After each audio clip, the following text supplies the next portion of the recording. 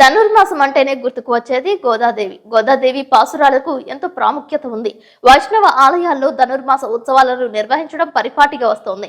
అటువంటి ధనుర్మాస వ్రత మహోత్సవాలకు Jangareddygudem councillor Namburi Ramachandra Raju apartment వేదికగా మారింది. అనకాపల్లి అష్టలక్ష్మి పీఠాధిపతి రఘునాథాచార్యుల ఆధ్వర్యంలో ధనుర్మాస వ్రతాలు నిర్వహిస్తున్నారు. నిత్యం గోదాదేవి రచించిన పాసురాల ప్రాముఖ్యతను వివరిస్తున్నారు. ఈ సందర్భంగా పట్టణానికి చెందిన బర్డ్స్ అండ్ బ్లోజమ్స్ విద్యార్థినులు గోదాదేవి అవతారంలో అలరించారు. చేతిలో చిలుకను, మెడలో దండలను అలంకరించుకుని దర్శనమిచ్చారు. సుమారు 20 మంది విద్యార్థినులు గోదాదేవి అలంకారంలో శ్రీకృష్ణ పరమాత్ముడికి భోగి పండ్లను వేశారు. కోలాట నృత్యాలు చేశారు. గోదా శ్రీరంగనాథులకు సంబంధించిన గీతాలను ఆలపించారు. భక్తులకు ఉచిత ప్రసాద వితరణ చేశారు. ఈ సందర్భంగా రఘునాథాచార్యులు సిటీ న్యూస్ తో ప్రత్యేకంగా మాట్లాడారు.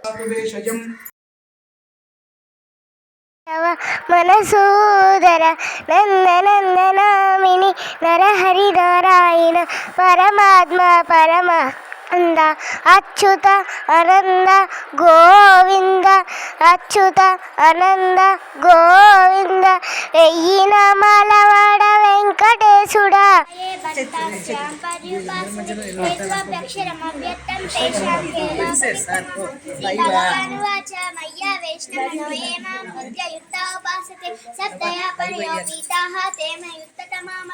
దివ్య తిరువడిగలే శరణం.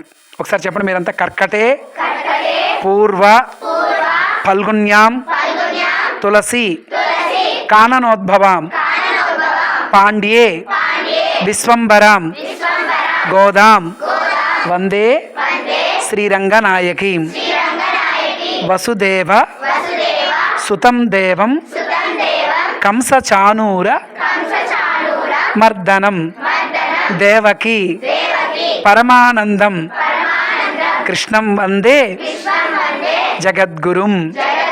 జై శ్రీమన్నారాయణ. జై జై శ్రీమన్నారాయణ.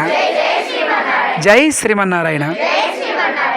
భగవద్బంధువులారా, మనం 31వ ధనుర్మాస వ్రత మహోత్సవాలు మన జంగారెడ్డిగూడెం మన రాజుల కాలనీలో మన సూర్య డిజైర్స్ ఇక్కడ కార్యక్రమం చేసుకుంటున్నాం. ముఖ్యంగా గోదాదేవి మనందరి కోసం సాక్షాత్తు శ్రీ మహాలక్ష్మీదేవి ఈ భూమి మీద గోదాదేవిగా పుట్టి 30 పాటలు పాడింది. ఈ రోజు 20వ పాసురం చాలా అందంగా కీర్తిస్తూ 30 మూవర్ అమరర్కు మున్ సెండ్రు కప్పం తవిర్కుం కలియే తులేజాయ్ సెప్పముడయాయ్ తిరుడయాయ్ సెత్తార్కు వెప్పం కొడుకుం విమలా తులేజాయ్ సెప్పెన్న మెన్ములై సెవ్వాయ్ చిరుమురంగుల్ నప్పిన్నై నంగాయ్ తిరువే తులేజాయ్ ఉక్కమం తట్టొలియం తందూర్మనాలనై ఇప్పోదే అమ్మాయి నీరాట్టేలో రెంబావాయ్.